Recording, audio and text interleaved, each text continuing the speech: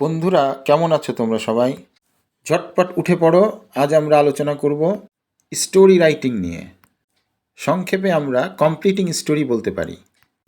8 নম্বর প্রশ্নে একটা স্টোরি দেওয়া থাকবে। এটা হতে পারে ক্রিয়েটিভ স্টোরি অথবা ট্র্যাডিশনাল স্টোরি। ক্রিয়েটিভ স্টোরি হলে ভয়ের কিছু নাই। 2-3টা প্লট তুমি আগে থেকেই বানিয়ে রাখবা, লিখে রাখবা তোমার নোট খাতায়।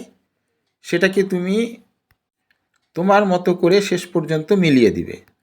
অর্থাৎ স্টোরি যেভাবেই আরম্ভ হোক, তুমি তোমার মতো করে তোমার লাইনে স্টোরিটাকে নিয়ে আসবে এবং সুন্দরভাবে মিলিয়ে দিবে। স্যার কিছুই বুঝতে পারবে না।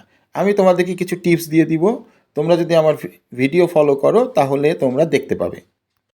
ট্র্যাডিশনাল স্টোরি আসার সম্ভাবনা অনেক বেশি। ট্র্যাডিশনাল স্টোরি বলতে বোঝাচ্ছে যে স্টোরিগুলো আমরা ইতিমধ্যে করেছি, ছোটোবেলা থেকে শিখে আসছি। আজ আমরা একটা ট্র্যাডিশনাল স্টোরি দিয়ে শুরু করব। ট্র্যাডিশনাল স্টোরিটা এইরকম। হ্যাঁ, তোমরা ঠিকই ধরেছ, তৃষ্ণার্ত কাকের গল্প। Once upon a time a crow was very thirsty. It flew from place to place in search of water, but unfortunately it did not find any water. All on a sudden it saw, আমি অনুবাদ করে দিই তোমাদের জন্য সুবিধা হবে। Once upon a time, কোনো এক সময়ে, এ ক্রো ওয়াজ ভেরি থার্স্টি, একটা কাক ছিল অত্যন্ত তৃষ্ণার্ত। It flew from place to place, এর অর্থ হলো এটা বিভিন্ন জায়গায় ঘুরে বেড়ালো। ইন সার্চ অফ ওয়াটার, পানির খোঁজে। বাট আনফর্চুনেটলি, কিন্তু দুঃখবশত, দুর্ভাগ্যবশত, it did not find any water, এটা কোনো পানি খুঁজে পেল না। অল অন এ সাডেন, হঠাৎ, ইট স এ জার, ইট স পর্যন্ত দেওয়া থাকবে, এরপরে দেখো ডট ডট ডট তোমাকে বানাতে হবে। কি দেখেছিল এখান থেকে বানাতে হবে। এ পট, এ জার তুমি লিখতে পারো। An empty pot, a jar, at a little distance, কিছুটা দূরে। The crow at once flew to it, তৎক্ষণাৎ কাকটি এর দিকে উড়ে গেল।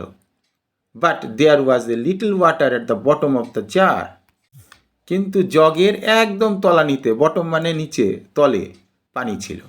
The crow tried to drink water putting its beak, beak মানে ঠোঁট, পানিতে ঠোঁট ডুবিয়ে কাকটি পানি খাওয়ার চেষ্টা করলো। But the water level was out of its reach, out of its reach মানে এর আয়ত্তের বাইরে। The crow was very shocked, কাকটি অত্যন্ত দুঃখ পেল, হতাশ হলো। শকড মানে হতাশ হওয়া।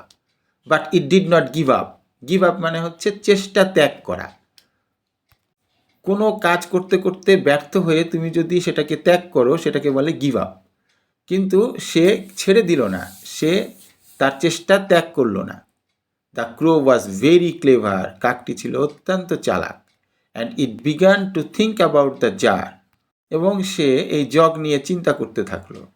Watching some pebbles nearby, কাছেই কিছু নুড়ি, পেবল মানে হচ্ছে পাথরের নুড়ি। At once an idea came to its mind, কাছেই কিছু নুড়ি পাথর দেখতে পেয়ে তৎক্ষণাৎ তার মাথায় একটা বুদ্ধি এলো, তার মনে একটা চিন্তা এলো। আইডিয়া মানে চিন্তা, ধারণা, নতুন ধারণা, তার মনে নতুন একটা ধারণা এলো। It picked up the pebbles one by one, এটা তুলে নিল নুড়িগুলো একের পর এক। উইথ ইটস বিক, এর ঠোঁটের সাহায্যে। And dropped those into the jar, এবং সেগুলোকে জগের নিচে ফেলতে থাকলো। Soon the water came up to the mouth of the jar, শীঘ্রই পানি উঠে আসলো ধীরে ধীরে ওই জগের মুখের কাছাকাছি।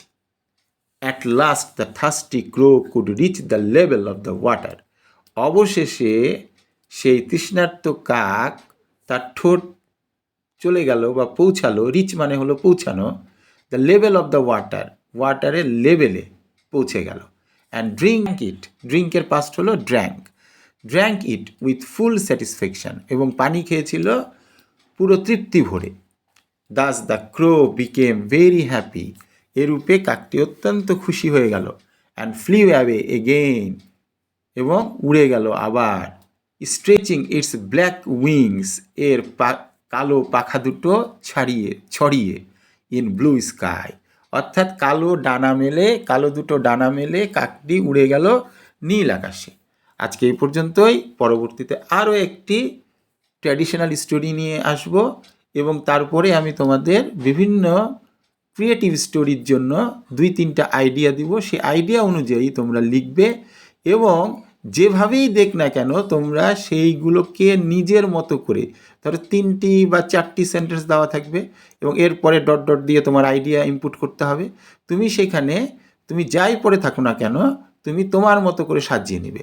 হয়তো এরকম থাকলো যে কোনো একদিন এক ছেলে রাস্তা দিয়ে হাঁটছিল, হঠাৎ করে সে একটা মানি ব্যাগ পড়ে থাকতে দেখলো।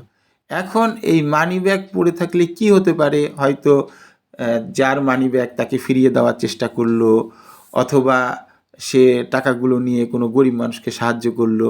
এই রকম তোমার কিছু প্লট তৈরি করে রাখতে হবে। 2 বন্ধু রাস্তা দিয়ে হাঁটছিল, হাঁটুক রাস্তা দিয়ে, তুমি তাদেরকে জঙ্গলের মধ্যে নিয়ে যাবা এবং এই যে ট্র্যাডিশনাল স্টোরিতে তুমি পড়েছিলা যে ভাল্লুকের সাথে কি ঘটনা ঘটে 2 বন্ধুর, অর্থাৎ a friend in need is a friend in deed, অর্থাৎ সুসময়ের বন্ধুই প্রকৃত বন্ধু, সেইখানে নিয়ে গিয়ে তুমি গল্পের একটা সুন্দর ফিনিশিং টানবা এবং এইভাবে টিচার বুঝতেই পারবে না যে তুমি তোমার মতো করে কিভাবে গল্পটাকে সাজিয়ে নিয়েছো। তাহলে আজকে এই পর্যন্তই, পরে তোমাদেরকে আরও অনেক সুন্দর সুন্দর বুদ্ধি দিব। ধন্যবাদ সবাইকে।